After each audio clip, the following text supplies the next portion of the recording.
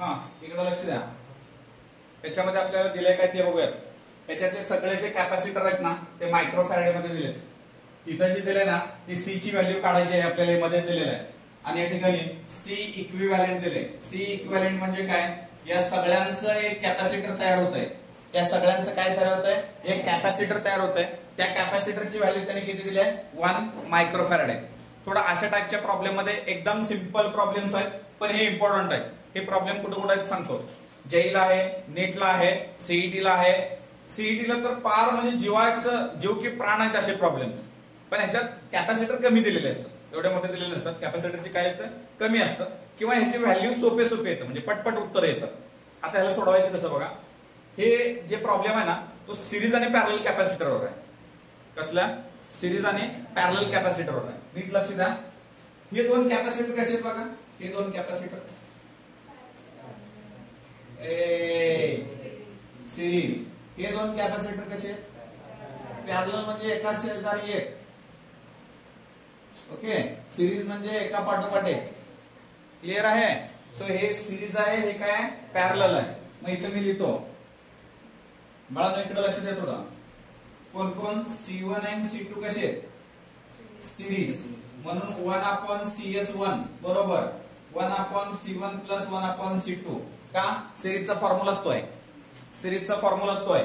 मग या ठिकाणी बघितलं आपण देअरफॉर 1/CS1 बरोबर C1 किती रे 8, C2 किती आहे 4, 1/8 प्लस 2/8, 2 ने डिवाइड मल्टिप्लाय केलं 8 सेम आहे, बेस सेम आहे. बोला 3/8 म्हणजे CS1 बरोबर 8/3. इसको उलटा हे मायक्रोफॅरेड आहे. काय आला, म्यूएफ, जीएफ नाही म्यूएफ. ओके, सो CS1 बरोबर 8/3 म्यू एफ आलं. तर आता या ठिकाणी आपल्याला C4 अँड C5 कसा आहे, पॅरलल आहे. नाहीतर गोंडस आहे असं नाही, पॅरलल आहे.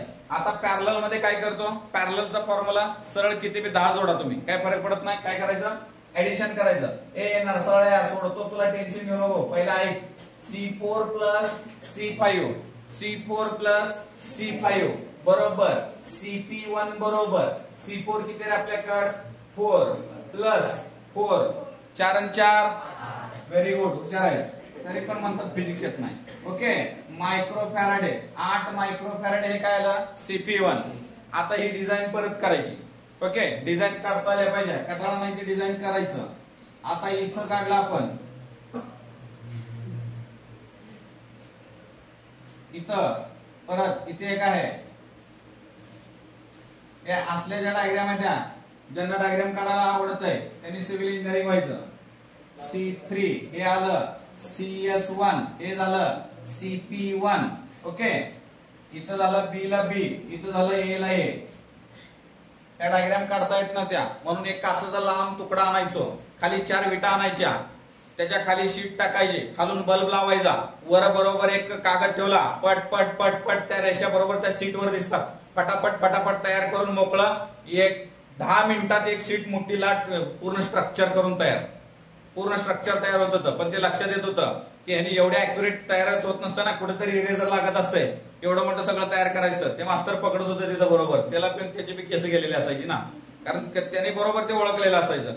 याच्यामध्ये ही फक्त आता तसं काय करायची गरज नाही आपल्याला. इथं बघा परत, इथं काय तयार आहे 1 म्यूएफ, इथं किती आहे CS1 इथं दिलेलं आहे आपल्याला 8/3 म्यूएफ म्हणतोय मी. CP किती आहे 8 म्यूएफ. ओके, मायक्रो फॅरेडे कॅपॅसिटर सगळे. आता याच्यातलं ही दोन सोडवायची म्हटलं तर हा मध्ये येतो, दोघात तिसरा येतो, म्हणून ह्याला बाजूला करायचं पहिला.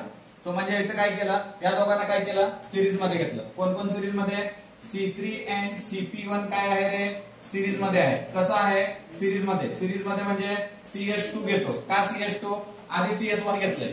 Okay, so CS2 computer science नाही, हे आहे कॅपॅसिटर सिरीज मधला दुसरा. आता इथं जे येतं ते 1/, कोण येतं रे C3 प्लस 1/, इथं काय येतं रे CP1.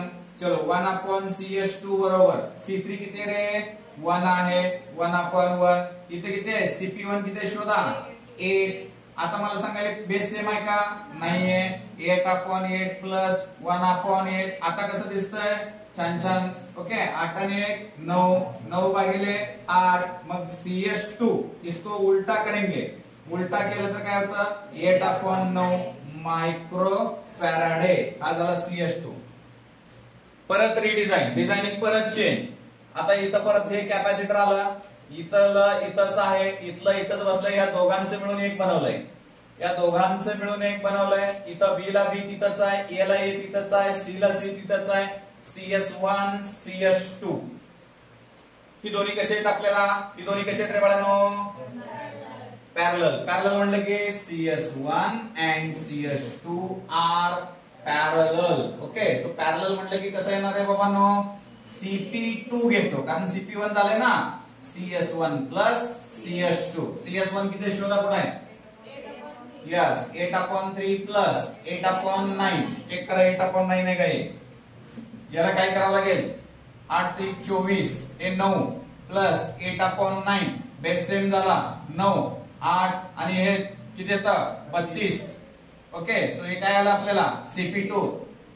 CP2 आपल्याला आला 32/9 मायक्रोफॅराडे. बरोबर ना? CP2 किती आला आपल्याला?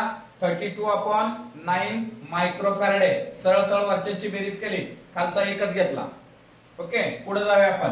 यांच्यातनं परत एक तयार केला आता सरळ सरळ तयार झालं. एक कॅपॅसिटर इथं, हे बी ला, या दोघांच्या मध्ये एक तयार झालं हे बघा. आणि इथं परत बी आहे, बी ला बी, ए ला ए, सी ला सी. इथं काय रे? CP2. हे दोन्ही कसे आहेत एकमेकाला? सिरीज मध्ये ना, एका पाठोपाठ एक जोडलेला आहे आपल्याला. ओके येडवाकडं जरी जोडलेला असेल तर एका पाठोपाठ एक जोडलेला आहे. मग 1/CS3 त्याच्यापेक्षा C इक्विव्हॅलेंट घेतो कारण ह्याच्यानंतर काय कॅपॅसिटरच नाहीये. त्याच्यामुळे मी काय लिहिला? C इक्विव्हॅलेंट दिलेले आपल्याला ऑलरेडी. C इक्विव्हॅलेंट बरोबर 1/C प्लस 1/CP2. कारण हे कसं आहे? सिरीज मध्ये आहे. हे कसं आहे?